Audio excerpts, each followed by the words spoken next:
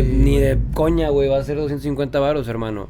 O sea, la consulta de A4 tiene esos precios porque los gastos operativos son pequeños. Tenemos gastos operativos, pero son pequeños a comparación con un hospital. Sí, o sea. Así es. Sí.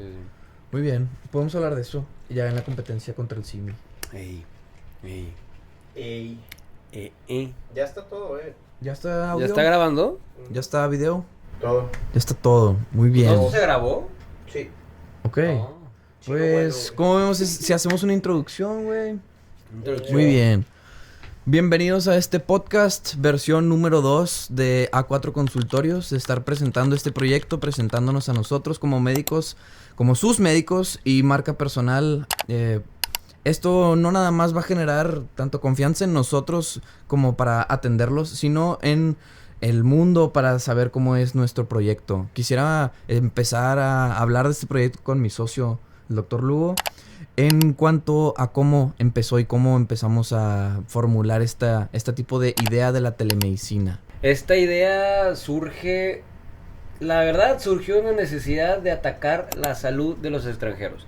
Vimos que iba a ser el mundial aquí en Monterrey, que iba a ser el mundial aquí en México, y nos surge esta idea de que cómo podemos utilizar esta ola de extranjeros para brindarles la atención médica y que se sientan más en casa, ¿no? Porque pues van a estar en un país extranjero, con un idioma que no hablan, con usos y costumbres que no conocen, entonces pues la raza se enferma, la raza cuando viaja se enferma. Si yo me enfermo cuando voy a Irapuato o a San Luis, que he conocido desde que estoy chiquito, pues imagínate a alguien que cambie de continente. Entonces de ahí comenzó toda esta maquinaria de la idea de, oye, ¿cómo vamos a hacer las consultas? ¿Qué metodología vamos a utilizar? ¿Y qué tanta telemedicina podemos aplicar en este campo, güey? Sí, yo creo que la idea de nuestra telemedicina y de la telemedicina del futuro empezó atacando necesidades específicas, tanto de los médicos como de los pacientes. Cuando nosotros entramos a trabajar, así como médicos relativamente nuevos, recién egresados, pensamos, ok, necesito un trabajo que me coste mis gastos fijos y también necesito un trabajo que no sea una limitante el movimiento, o sea, estar trabajando desde la casa sería lo más cómodo para cualquier tipo de médico porque nuestra profesión ingiere tanto la revisión y exploración física, pero sobre todo la toma de decisiones y la comunicación con el paciente.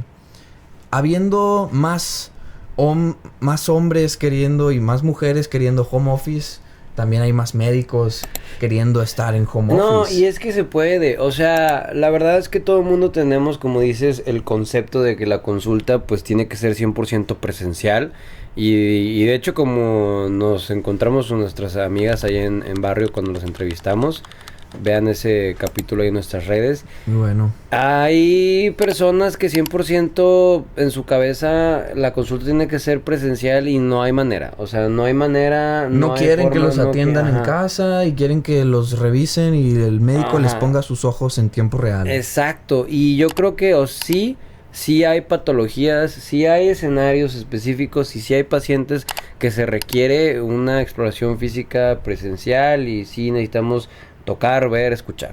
Estoy de acuerdo. Pero la área de la telemedicina... Pero no siempre. Exacto, pero no siempre. A veces podemos nada más con una conversación diagnosticar y tratar al paciente. Y eso es justo el punto al que iba. O sea, las enfermedades de primer nivel, las más comunes, las de mayor volumen, las que constituyen un porcentaje muy grande de las consultas de medicina general en primer nivel, tanto privado como públicos aquí en México, son enfermedades que pueden llevarse a cabo de manera remota. O sea, tanto en la consulta inicial como la valoración, tenemos los medios y las formas y los algoritmos para llevarlo a cabo de una manera remota. Simplemente es estructurar la logística adecuada y darle a conocer a la gente, güey. O sea, la raza va a desconfiar de algo que no conoce y eso es totalmente normal. Siempre.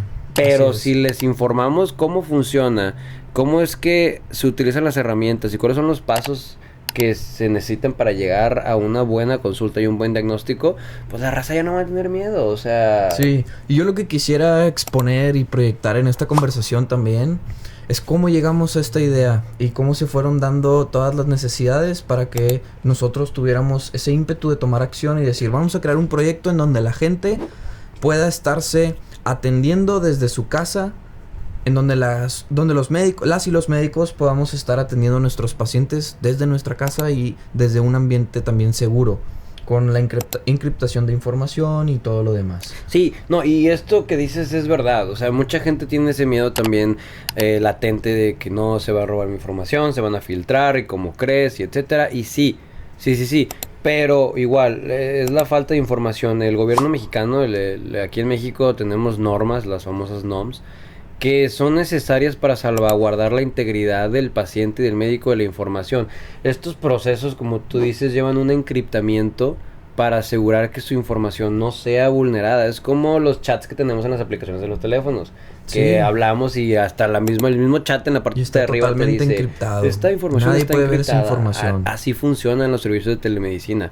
Y así queríamos en un principio, y digo queríamos porque lo logramos, que funcionara la plataforma de A4, que brindara esa seguridad y que brindara ese encriptamiento siguiendo las normativas mexicanas para que el paciente y el médico estuvieran seguros. Sí. Pensando en una plataforma o un médico digital ideal, nuestro camino de pensamiento empieza con, bueno, yo quiero tener una plataforma que me conteste todas las preguntas. Cuando tú tienes cualquier enfermedad, cualquier síntoma, ¿qué es lo primero que hace un humano con la tecnología de hoy en día? Es ir a buscar a ChatGPT y ir a preguntarle los síntomas que está teniendo para buscar un diagnóstico y autodiagnosticarse. Y a veces con eso les basta. Así es. O sea, la mayoría, no la mayoría, pero un gran porcentaje de personas les basta con el ChatGPT. Ah, tengo esto, sí es cierto, déjame tomar un paracetamol. Y eso los que lo hacen, porque hay gente que simplemente no lo hace y solo se toma el medicamento. Entonces, para curarte necesitamos varias checkpoints. Hay que tener varios puntos en nuestra rúbrica ya palomeados. El primer punto a palomear es ¿qué diagnóstico tengo? Exactamente qué me está pasando. Y para eso se usan este tipo de herramientas de inteligencia artificial integrativas o Google, que Google te puede decir tienes cáncer y cuando llegas con el doctor te dice tranquilo, solamente tienes una gripa y se te va a quitar con este protocolo, lávate la nariz y listo. Y tú ya estabas pensando en hacerte los exámenes genéticos de última gama, tú ya estabas pensando en hacerte una biopsia de cerebro incluso. Y ojo, eso no quiere decir que ustedes como pacientes o como población en general esté mal. Obviamente no, o sea, pues no es su trabajo saber esas cosas, para eso estamos nosotros. Tenemos que también informarlos y educarlos. Entonces el problema no es que quieran saber qué les pasa. El problema es que tal vez nosotros estábamos fallando en tener ese alcance para que ustedes no se sintieran solos y fuera como que no le voy a preguntar al chat. Así es. Le voy a preguntar a A4, le voy a preguntar a mis médicos de confianza. Exactamente, y eso es lo que nosotros intentamos hacer con este tipo de proyección de contenido y este tipo de grabación, porque ustedes lo que ven ahorita son dos doctores hablando de su proyecto, pero lo que realmente hay detrás es todo un equipo de producción y todo un equipo de trabajo que quiere impulsar esta idea hacia la sociedad. ¿Por qué? Porque en la sociedad lo que se necesita cada vez es más seguridad para nuestra propia vida. Si lo que queremos como humanidad es alcanzar mayores niveles de expectativa de vida, si lo que queremos es sentirnos seguros e inteligentes con las decisiones que estamos tomando, entonces estar migrando de un servicio de medicina físico puramente, en donde te atiende el doctor que te vea y donde tú tienes que repetir siempre todo tu expediente médico en cada doctor, este servicio de telemedicina es lo que viene a aliviar en nuestra sociedad, que viene a traer un expediente médico concreto que esté añadido a tu nombre y que te atienda. Cualquier doctor que te atienda va a conocer todas tus enfermedades, tratamientos previos, cómo reaccionaste a medicamentos o protocolos previos, para que todo sea más personalizado hacia la curación. Sí, porque obviamente es como las consultorias de farmacia. O sea, te puede tocar un doctor diferente dependiendo de la sucursal, o en la misma sucursal puede haber un doctor diferente dependiendo de la hora. Imagínate que tú tuvieras la confianza de que no importa quién te esté atendiendo, tiene acceso a tu información médica y siempre va a tener un diagnóstico adecuado porque se va a estar basando en la información médica de los doctores que te vieron antes. Y ojo, no es como que cualquier persona pueda meterse a ver tu información médica. Esa información médica solo la pueden ver los médicos. Entonces, eso alivia O bueno, no alivia. Eso reduce la cantidad de errores que puedes tener tú al momento de un diagnóstico.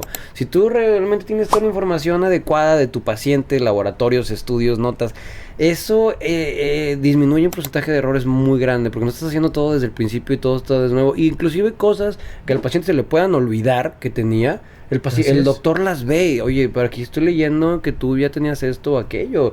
Y eso es un beneficio para el paciente, como lo quieras ver. Así es. Lo que nosotros pensamos cuando iniciamos este proyecto fue, bueno, vamos a hacer una plataforma digital para que todos los extranjeros y foráneos que vengan a Monterrey a ver el mundial puedan atenderse sin fricción, seguramente, y con las indicaciones pertinentes. Entonces lo que pensamos fue, bueno, vamos a hacer un servicio, un sistema en donde por videollamadas podamos atender a la gente. Y nos dimos cuenta que sería mucho más efectivo si tuviéramos una plataforma respaldada por encriptamiento digital y de código para tener la seguridad de la información de los pacientes y para tener mejor atención. Y ojo, ajá. Y la protocolización de las enfermedades. Y sonaba muy padre. O sea, esto que dice el Doc Marco suena muy padre, pero esto lo aprendimos sobre la marcha. Cuando nosotros nos ocurre la idea, videollamadas, hay que hacerlo. Honestamente pensamos en utilizar servicios de videollamadas, no sé. Sí, los que usamos todos. Y nos dimos cuenta que no era tan sencillo. Nos dimos cuenta que no era tan fácil. El mismo gobierno, las mismas directrices y normas del gobierno fue de que, güey, es que no puedes agarrar tu teléfono por videollamada y ya consultar. Eso no era legal. Eso no. Entonces tuvimos que investigar. Y algo que parecía sencillo y algo que parecía una idea como, pues X, creamos una plataforma o creamos una página, lo que tú quieras, y simplemente que le den clic y clac y ya nos conecte, era totalmente ilegal. No podíamos hacer eso. Porque no se puede nada más hacer un servicio de medicina digital sin tener una plataforma y un consultorio hospital digital que tenga el aval de tener cuidados hacia los pacientes. Sí, nuestra profesión avala y sí hicimos un juramento hipocrático. Ajá. Pero profesionalmente no hay algún no era método que lo avale como tener un consultorio digital. Exacto, no podíamos. Entonces nos pusimos a investigar. Y ya cuando nos dimos cuenta de todos los protocolos que teníamos que seguir y todas las normas que teníamos que tener y cómo es que, inclusive el servicio de la videollamada que íbamos a utilizar no podía ser simplemente una videollamada por teléfono, tenía que ser un servicio encriptado de videollamada, tuvimos que sí o sí evolucionar el concepto de A4. Tuvimos que cambiar la plataforma, lo que ya el Doc Marco había hecho en una plataforma, una página de internet. Pues básicamente tuvimos que empezar desde cero. Así es. Así es, pero todo esto va en pro de generar un producto que realmente sirva y generar un nuevo método de atención médica. Porque no solamente es conseguir la atención médica que necesitas, sino que también te estés atendiendo con el doctor que más te parezca ideal para ti. Y aparte para hacer las cosas bien, porque yo creo que esta plataforma de telemedicina tiene que representar el cambio positivo o la evolución positiva. Entonces, eso significa tener estándares de excelencia. Y para tener esos estándares de excelencia hay que hacer las cosas bien. Entonces, mucha gente pudo haber dicho de que, pues abandona el proyecto, o X las normas y hazlo por videollamada, o quién se va a enterar, o X o Y. Pero eso no era la manera correcta de iniciar las cosas. Teníamos que acoplarlo para que las cosas funcionaran bien desde un principio y para que todo fuera lo mejor posible para los pacientes. No solo era de que hacerlo por hacer, no era una idea que quisiéramos dejar tirada en un mes o dos. No era un concepto de solo durante el mundial, no. O sea, era algo que se tenía que quedar. O sea, no podía solo... Y yo creo, más bien, A4 Consultorios viene a ponerle una solución para lo que es el taxista Uber, como ahora lo que es para el mandadero Rappi y futuramente y cada vez más en el presente para lo que es una persona enferma A4 Consultorios, en donde saque su celular, todos tenemos un celular, donde pidas una atención médica verídica y te la puedan realizar, porque estar revisando en ChatGPT y después irle a preguntar al doctor y después de eso irle a preguntar a otro doctor es lo menos efectivo que podemos hacer. Por eso es que tratamos de brindar esta conciencia a través de estos medios digitales para que la gente pueda empezar a revolucionar su tipo de atención médica y migrarla hacia un lado más seguro confiable y que tenga la practicidad de tenerlo en la mano. Ernesto, sigue grabando el teléfono. Todo. Es que me entró una llamada. ¿Y quieres cortar? No. Quiero ver que no se haya pausado el video. Sí, Ok. curso, todo bien. Excelente. Ok, corte. Volvemos. Perdón. No, y aparte hay que dejar en claro algo. O sea, esto de servicio de telemedicina es algo que no solo va para el sector privado. Digo, lo puede usar quien sea que lo quiera usar, pero eventualmente hará que el servicio de la cobertura de medicina sea generalizada en todo el país. O sea, hay muchas zonas, áreas, lugares del país, de México, que la medicina no es tan sencillo. Lo digo desde mi propia experiencia porque yo realicé el servicio social en un municipio aquí de Nuevo León muy hermoso. Yo me quedo maravillas de Zaragoza, pero lejos, muy lejos. Y Zaragoza había más lejos. Entonces, la gente de esos lugares depende única y exclusivamente del médico que le manden. Y de qué tantas herramientas tenga el médico a la mano, porque son lugares en donde no vas a tener un laboratorio, no vas a tener unos rayos X, un TAC, o sea, un quirófano si quieres, o sea, son lugares en donde estás tú en tu consultorio. Entonces, hay lugares que a veces ni el médico llegaba, por la razón que tú quieras. Entonces, imagínate si pudieras utilizar los medios como la telemedicina o como A4 consultorios en un futuro para tú asegurar que haya la cobertura médica en todos lados. O sea, que no se vea limitada. O sea, que los pacientes y las personas no tengan que desplazarse distancias o gastar muchísimo dinero. O sea, que tengan ahí el servicio médico, al menos de primer contacto. O sea, Así al es. menos que sean capaces de que en tiempo real un doctor los tenga ahí. No Google, no ChatGPT, no Claude, no nada. Un doctor. Tal vez puede llegar a sonar conformista porque es como un peor es nada, pero genuinamente a veces eso es lo que mucha gente necesita para la diferencia. Al menos un doctor que esté ahí y sea como que, güey, aquí estoy. O sea... Así es, un médico de primer contacto, porque Ajá. incluso la gente que vive en comunidades marginadas, lo primero que hace que es usar su Vicks Vaporub, hacerse un tecito de su hierba favorita y pensar que con eso se va a remediar, agarrar un antiinflamatorio que venden en cualquier farmacia y tomárselo para el dolor. Ajá, y no tiene ninguna... Ojo, que estas cosas no están mal, pero simplemente no siempre son curativas. Y que si la solución puede estar en la palma de tu mano, en el celular, en una aplicación, así como entras a Facebook para checar cómo están tus amigos, entrar a la plataforma de A4 Consultorios para ver cómo está tu salud y en 15 minutos recibir una atención personalizada, creo que vale tanto la pena, no nada más para usarlo, sino para recomendarlo y fomentarlo como un nuevo tipo de uso de este tipo de atención médica segura, Sí. eficiente, barata. No le veo ni una sola contra, más que el uso de tecnologías que para ser humano en el 2026 ya es un requisito, saber usar tu celular. Sí, o sea, yo entiendo que va a haber gente, no va a faltar quien diga de que no es cierto, ahí no hay computadoras, si no hay teléfonos, si no hay internet. Sí, no hay, pero es un porcentaje pequeño. Por eso, como dice el Doc Marco, son comunidades vulnerables en zonas muy lejos, o sea, no es la mayoría. O sea, ahorita, el día de hoy, yo creo que en 2026, todo el mundo tiene un teléfono, todo el mundo tiene internet, todo el mundo Y es tiene... más fácil y es ponerle un- internet a una comunidad marginada que un doctor de Sí, alta calidad. Sí, es muchísimo más barato Así y es. yo lo vi, me consta, es muchísimo más barato poner internet en las zonas más vulnerables y más lejanas del país que toda la infraestructura que conlleva poner un centro de salud por más pequeño que sea y llevar un capital humano a ese lugar. Así es, porque Porque- al final todo es para atención médica de primer contacto.